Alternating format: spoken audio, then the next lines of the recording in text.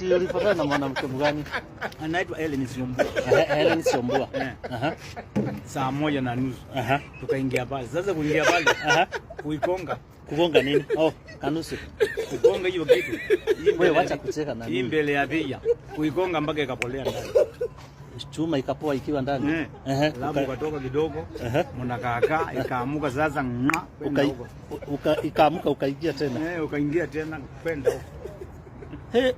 Ube zinapoaga zikiwa ndani.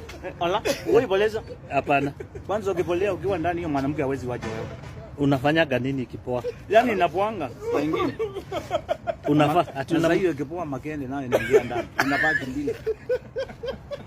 Inakuanga imebaki hiyo mpuko yake. Hiyo mpuko.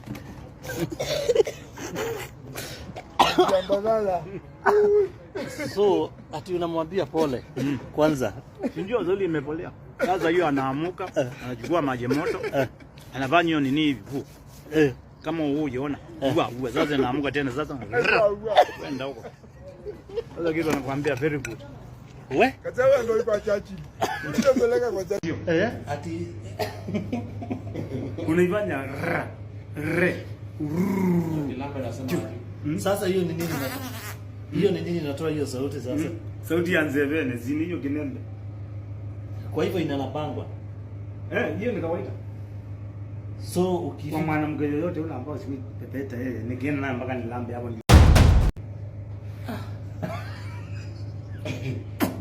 Kwanza unalamba kwa nini? Hiyo ni kawaida ya mwanaume. Na ina testi chumvi. Iko na chumvi. Ati iko na chumvi. Ina testi chumvi. Chumvi. Kwa hivyo ikilamba. Sasa ukilamba hapa ndio sasa.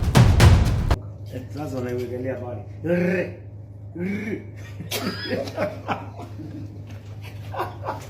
Waje